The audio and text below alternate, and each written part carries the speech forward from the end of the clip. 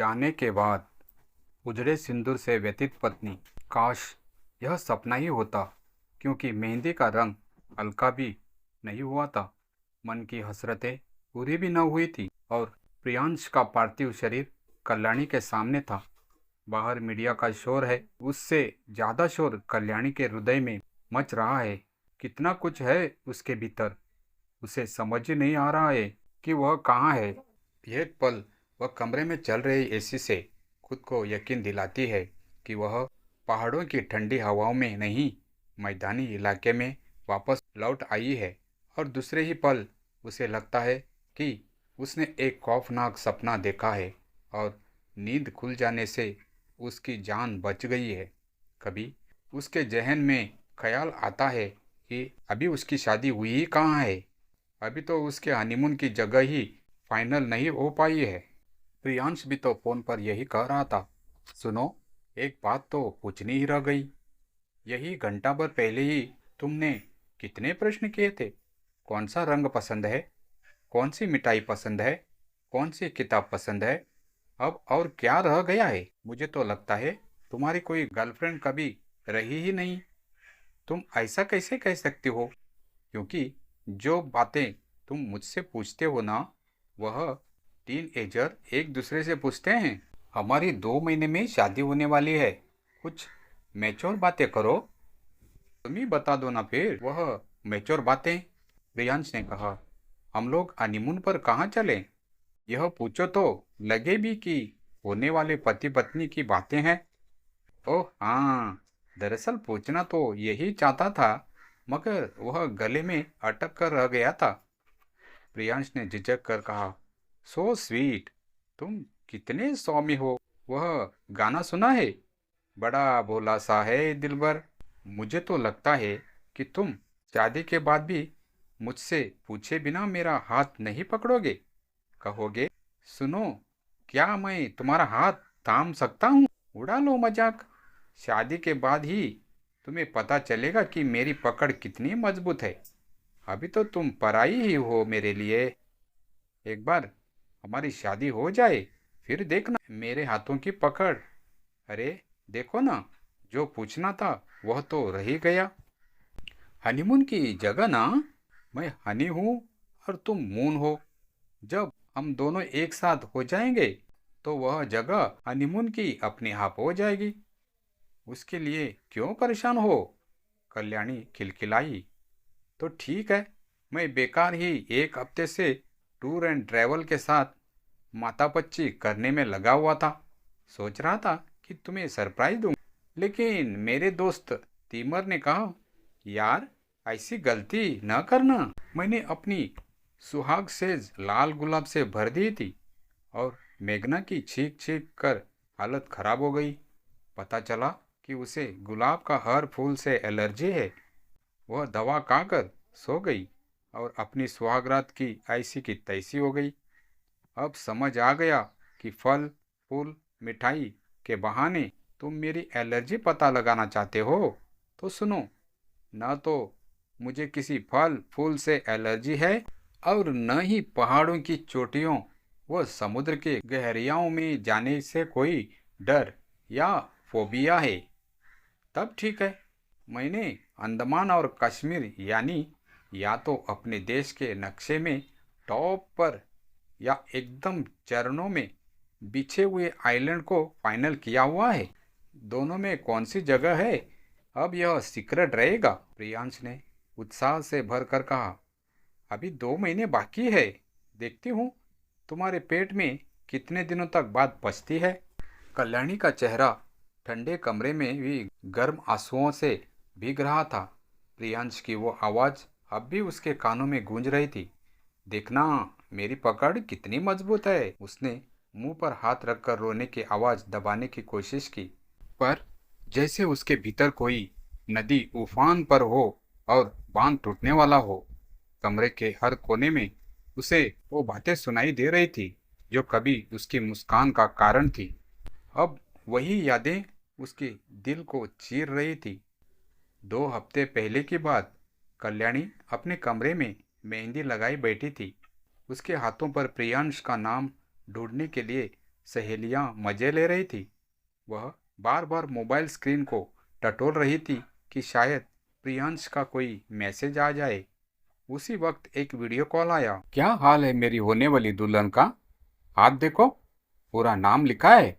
अगर तुम ढूंढ नहीं पाए तो शादी कैंसल। कल्याणी ने आंखें नचाई। प्रियांश ने मुस्कुराते हुए कहा, शादी तो अब मेरी जिंदगी की जरूरत है। नाम क्या है? मैं तो हर लकीर में तुम्हारा अक्स देख सकता हूँ। कल्याणी का चेहरा खिल गया था और अब वही लकीरें उसके हाथ से मिट रही थी। सचमुच, और प्रतीकों में भी। मेहंदी फीकी हो चली थी, जैसे प्रियांश का जीवन अचानक उससे रूठ गया हो। मीडिया की रिपोर्ट आई कि युवा पत्रकार प्रियांश राज का शव संगीन परिस्थितियों में शहर के बाहरी इलाके में मिला। पुलिस का दावा है कि यह एक दुर्घटना थी, पर सूत्रों के अनुसार वह एक संवेदनशील स्टोरी पर काम कर रहे थे जो देश की बड़ी राजनीतिक हस्तियों से जुड़ी थी। कल्याणी ने जब पहली बार यह खबर देखी, वह बेसुध हो गई। एक पल को उसे लगा कि यह कोई बुरा मजाक है, मगर जैसे जैसे घर पर लोग आने लगे, मीडिया वाले बाहर माइक लेकर खड़े हुए और उसकी माँ ने उसे गले लगाकर कहा, हिम्मत रखो बेटी। तब उसे यकीन हुआ, उसका प्रियांश अब सिर्फ उसकी यादों में है। अब शव यात्रा का समय था। कल्याणी ने सफ़ेद साड़ी पहनने से मना कर दिया। उसने वही हल्का पीला सूट पहना जो प्रियांश को बहुत पसंद था। जब मैं रोती हूँ तो वह कहता था, तुम्हारे आंसुओं में रंग नहीं होता, रंगीन होकर भी सब फीका लगने लगता है। आज मैं उसकी याद में भी फीकी नहीं दिखूंगी। शव के पास बैठकर वह बुदबुदाती रही, तुम्हारी पकड़ मजबूत थी ना? देखो, अब भी मुझे थामे हो। मेरी आंखें, मेरी सांसें अब तुम्हारी पकड़ में है। मैं चाहूँ भी तो तुम्हें कैसे जाने दूँ? अगले दिन कल्याणी के कमरे में तिमर आया, प्रियांश का सबसे अच्छा दोस्त। तुम्हें एक चीज़ दिखानी है। उसने एक लिफाफा उसकी ओर बढ़ाया। यह क्या है? उसका हनीमून प्लान। उसने सब कुछ तुम्हारे लिए तैयार कर रखा था। 2 टिकटें, होटल बुकिंग और ये देखो, एक खत। कल्याणी ने खत खोला। प्रिय कल्याणी, अगर मैं कभी ऐसा कुछ कर बैठूं जिससे तुम्हें चोट पहुंचे या तुम मुझसे रूठ जाओ तो यह खत पढ़ना। तुमसे वादा है, मैं तुम्हें दुनिया की हर ऊंचाई और गहराई दिखाऊंगा, लेकिन सबसे पहले मैं चाहता हूँ कि तुम खुद को जानो।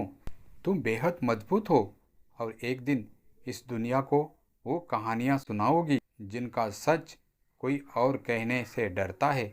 अगर मैं कभी न रहूं तो तुम मेरी कलम संभाल लेना और अपने हिस्से का इकबाल पूरी शिद्दत से लिखना। तुम्हारा प्रियांश। कल्याणी अब रो नहीं रही थी। उसके चेहरे पर एक अजीब सी दृढ़ता थी। उसने तिमर से पूछा, क्या तुम्हें पता है वह कौन सी स्टोरी पर काम कर रहा था? हाँ, तिमर ने कहा, और अगर तुम चाहो तो हम उसे पूरा कर सकते हैं। कल्याणी अपने कमरे में बैठी है। उसके सामने प्रियांश की तस्वीर, एक लैपटॉप और ढेर सारे कागज बिखरे हुए हैं। वह टाइप कर रही है। उस रात जब प्रियांश मुझसे यह पूछना चाह रहा था कि हम हनीमून पर कहाँ जाएंगे, शायद वो जानता था कि अगली सुबह उसकी ज़िंदगी में सुबह नहीं आएगी, लेकिन वह एक सुबह मेरे भीतर जरूर छोड़ गया, जो अब मुझे हर अधूरी कहानी को पूरा करने की हिम्मत देती है। शाम के 6 बज रहे थे। खिड़की के बाहर सूरज धीरे धीरे ढल रहा था, जैसे हर दिन प्रियांश की याद को गहराता जा रहा हो। लेकिन आज कल्याणी की आंखों में पहली बार कुछ नया चमक रहा था। एक उद्देश्य, एक लड़ाई जिसे वह अब अकेले नहीं छोड़ना चाहती थी। उसने धीरे धीरे अलमारी खोली। भीतर एक छोटा सा लेकर बॉक्स रखा था। प्रियांश का कैमरा, उसकी रिपोर्टर डायरी और एक पेन ड्राइव। उस डायरी पर नाम था प्रोजेक्ट मुख्य गवाह। लिखा था, अगर यह मेरी आखिरी स्टोरी हो तो यह सच सामने आना चाहिए। कल्याणी ने कंप्यूटर ऑन किया। पेन ड्राइव लगाते ही एक फोल्डर खुला। कॉन्फिडेंटल मस्ट रीच पब्लिक। फोल्डर में वीडियोज़, ऑडियो रिकॉर्डिंग्स और एक ड्राफ्ट रिपोर्ट थी।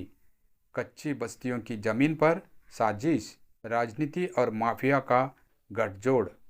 प्रियांश इस स्टोरी पर पिछले 3 महीने से काम कर रहा था और उसी दौरान उसे लगातार धमकियां मिल रही थी। जैसे ही कल्याणी ने वीडियो चलाया, वीडियो में आवाज़ आती है, सर, जैसे ही आपने पेपर पर साइन किया, ज़मीन का हक हमारे ट्रस्ट का हुआ, बाकी लोगों से हम निपट लेंगे। एक अन्य वीडियो में एक गरीब महिला रोती हुई कहती है, हमें कहा गया कि अस्पताल बनेगा, पर अगले ही दिन बोरिंग मशीनें आई और बिल्डिंग की खुदाई शुरू हो गई। कल्याणी की उंगलियां कांप रही थी, पर अब उसके भीतर का डर मर चुका था। जो खोया था उसकी कीमत इतनी थी कि अब खोने को कुछ बचा ही नहीं था। अगले दिन कल्याणी ने जनवाणी नाम की एक स्वतंत्र ऑनलाइन न्यूज़ पोर्टल के संपादक से मुलाकात की। उसने पूरा डाटा, सारे सबूत और रिपोर्ट का ड्राफ्ट पेश किया। संपादक अविनाश जी ने पूछा, क्या आपको इस स्टोरी को आगे ले जाने का अनुभव है? यह खतरनाक हो सकता है। कल्याणी ने सिर्फ एक वाक्य कहा, मेरा प्यार मारा गया क्योंकि वह डरता नहीं था। अब मैं उसकी अधूरी लड़ाई पूरी करने आई हूँ। अविनाश जी थोड़ी देर शांत रहे, फिर बोले, ठीक है, कल से आप हमारे साथ इन्वेस्टिगेटिव रिपोर्टर के रूप में जुड़िए। यह स्टोरी हम देश के सामने लाएंगे।